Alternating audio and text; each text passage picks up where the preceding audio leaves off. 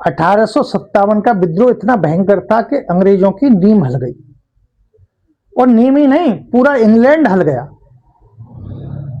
रानी Victoria को सोचने पर भी मजबूर होना पड़ा कि भारत के शेर जाग चुके हैं, अब हमको वहां से भागना होगा। कानपुर में गंगा घाट पर अंग्रेजों को नाव में बैठा बैठा कर गोलियों से भून दिया गया। अंग्रेजों में डर का माहौल पैदा हो गया। किसी भी खेल में, किसी भी गेम में अगर सामने वाले में डर बैठ जाए तो समझ लो आपकी 50% जीत हो गई। लेकिन भारत के कुछ राजघरानों ने, शाही परिवारों ने चापलूसी की वो हद पार की कि जो क्रांति हमें 1857 में मिलनी थी वो 1947 में जाके मिली। एक और बात, 1857 में अगर हमें आजादी मिल जाती तो 1947 की कुछ कठिनाइयां पहले ही दूर हो जाती, जैसे बंटवारा। क्योंकि बंटवारे के पक्षधर नेता पैदा ही नहीं हुए थे, अगर हुए होते तो किसी गली कूचे में होते, वो राजनीति में आ ही नहीं पाते। क्योंकि आजादी हमें 1857 में मिल जाती और देश 1857 के हिसाब से चलता। 1857 के संबंध में जानने के लिए यह जरूरी है कि उस समय की स्थिति जान लें।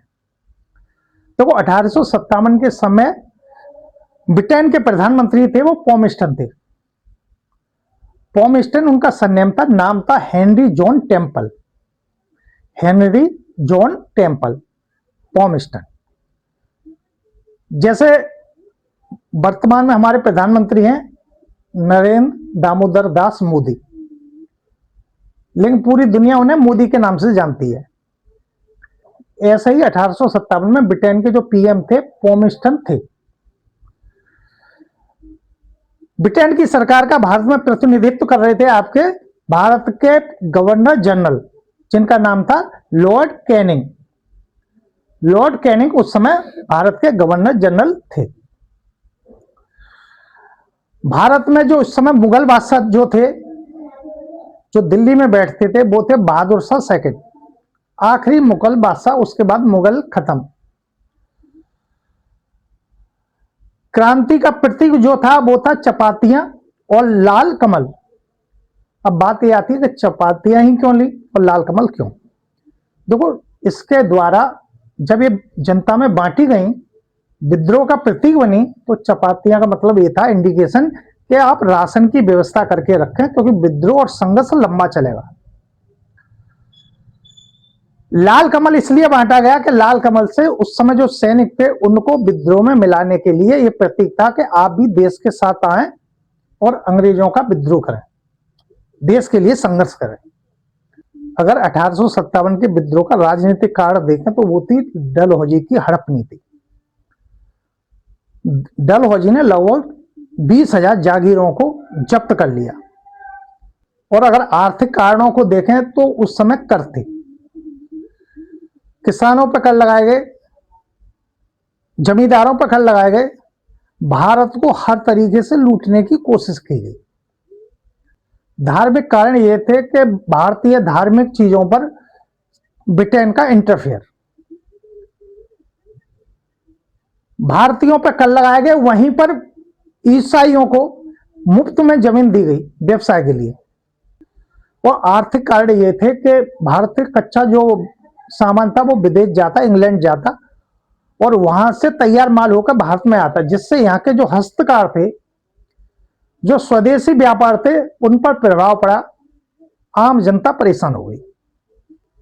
इसी प्रकार 1852 में एक इनाम कमीशन बनाया गया।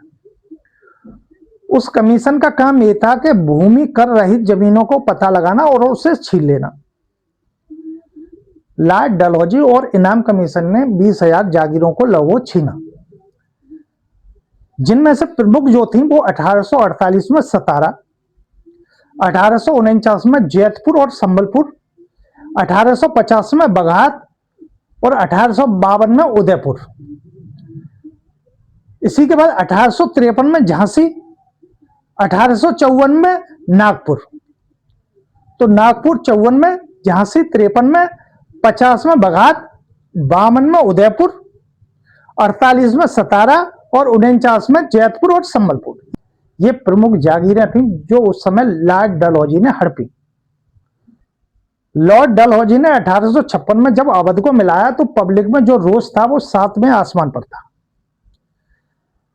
एक और मजे की बात कि अवध से सबसे ज्यादा जो भर्ती सैनिक हुआ करते थे वो अवध से हुआ करते थे। 1856 में सेना भर्ती अधिनियम में परिवर्तन किया गया। उस परिवर्तन के द्वारा बंगाल में जितनी भी नई भर्ती होगी उन नए सैनिकों को जरूरत पड़ने पर विश्व के अन्य स्थानों पर भी जाना पड़ेगा। इसके अलावा भारत के बच्चे जो सेना में थे उनके साथ भेदभाव था। ऊंचे पदों पर हमेशा ब्रिटेन के या इंग्लैंड के लोग रहते थे और भारतीयों के साथ भेदभाव होता था।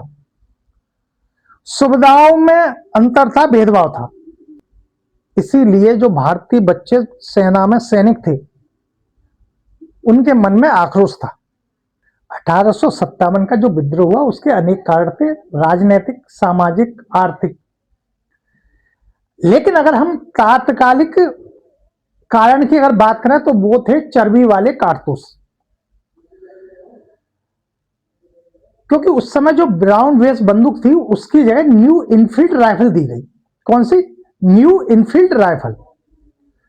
और उसकी खबर यह फैली कि उसके जो कारतूस हैं उसके ऊपर जो कवर है, कवर के ऊपर उसे कवर को बंद करने के लिए गाय और सुअर के मांस का प्रयोग हुआ है। जब यह खबर बैरकपुर छावनी, कलकत्ता, पश्चिमी बंगाल, बैरकपुर छावनी कहां पर?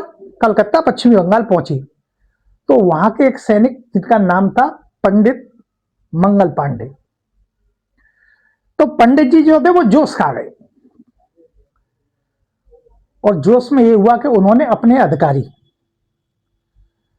लेफ्टिनेंट बाउ एंड सार्जेंट ह्यूसन पर गोली चला दी। जब इस बात की खबर कंपनी को हुई, ब्रिटिश सरकार को हुई, तो उनको 8 अप्रैल 57 को फांसी दे दी गई। कब? 8। वैसे वास्तविकता में उन्हें 18 अप्रैल को फांसी दी जानी थी, लेकिन विद्रोह को दबाने के लिए उनको फांसी जल्दी दे दी गई 10 दिन पहले। मंगल पांडे 34वीं नेटिव बंगाल इन्फेंट्री के सैनिक थे। कंपनी थी 5वीं। 34वीं बंगाल नेटिव इन्फेंट्री कंपनी थी 5वीं। और 8 अप्रैल 57 को मंगल पांडे को फांसी दे दी। अब जनता और सैनिकों में रोष था। वैसे 1857 का जो विद्रोह होना था वो होना था 31 मई 1957 को। 31 मई 1957 का दिन इसलिए चुना गया क्योंकि उस दिन रविवार था और अंग्रेज अधिकारी जो होते हैं वो छुट्टी पर होते हैं, तो इससे विद्रोह को फायदा मिलता और विद्रोह सफल होने के पूरे चांस थे। एक तो घटना यही हुई कि मंगल पांडे ने ऑफिसरों पर गोली चला दी। कंपनी का पूरी निगाह जो है वो सैनिकों पर आ गई। दूसरी घटना हुई 24 अप्रैल 57 को, जब मेरठ में लगभग 90 सैनिकों ने चर्बी वाले कारतूस चलाने से मना कर दिया। हुआ यह कि उसमें से 85 सैनिकों को जेल में डाल दिया गया। 9 मई 57 को जब मेरठ में सैनिक निकले तो वहां की औरतों ने सैनिकों को ताने मारे, बोले तुम यहां पर छाती फुलाए घूम रहे हो और तुम्हारे भाई जो है जेल में बंद है, धिक्कार है, छी है तुम पर। और इससे क्या हुआ कि जो सैनिक थे उनमें जोश आ गया। 10 मई तो उन सैनिकों ने 10 मई 57 को जेल को तोड़कर सैनिक जो बंद थे उनको रिहा कर दिया और कूच किया दिल्ली की तरफ। उस समय दिल्ली के जो बादशाह थे मुगल बादशाह बहादुर शाह सेकंड, जब वो मुगल बादशाह बहादुर शाह सेकंड से मिले तो विद्रोह की शुरुआत हुई 10 मई 57 को। आसपास के भारत के ज्यादातर क्षेत्रों में खबर फैलाई गई। दिल्ली में अंग्रेजों का अधिकारी रिपले मारा गया। बहादुर शाह सेकंड जो थे वो नेतृत्व करता थे, लेकिन वो नाम मात्र के थे, क्योंकि असली जो नेतृत्व करता था वो था उनका सेनापति वक्त खान। वक्त खान के नेतृत्व में विद्रोह चालू हुआ। लेकिन यह विद्रोह ज्यादा समय तक ना चला। बहादुर शाह सेकंड के एक रिश्तेदार मिर्जा इलाही, जिन्होंने अंग्रेजों को उनकी सूचना दी और उनको बंदी बनवा लिया गया और रंगून भेज दिया। जहां पर उनकी मृत्यु 1862 में हो गई। भारत के अन्य शहरों में, अन्य जगहों पर अलग अलग लोगों ने विद्रोह का नेतृत्व किया। दिल्ली में बहादुर शाह सेकंड, जबकि वास्तविक जो था बख्त खान था सेनापति। उसके साथ लखनऊ में बेगम हजरत महल, विद्रोह का नेतृत्व किया बेगम हजरत महल ने। अगर हम कानपुर की बात करें तो नाना साहब ने विद्रोह का नेतृत्व किया, और साथ में कौन थे? तात्या टोपे। कानपुर में कौन? नाना साहब और तात्या टोपे। झांसी की बात करें सभी जानते हैं, महारानी लक्ष्मीबाई। बिहार की बात करें तो कुंवर सिंह ने इसका नेतृत्व किया। किसने? कुंवर सिंह ने। रुहेलखंड की बात करें तो अहमदुल्ला। इलाहाबाद की बात करें तो मौलवी लियाकत अली।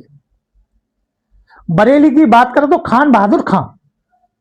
इस प्रकार से 1857 के विद्रोह का नेतृत्व किया गया और संघर्ष किया गया।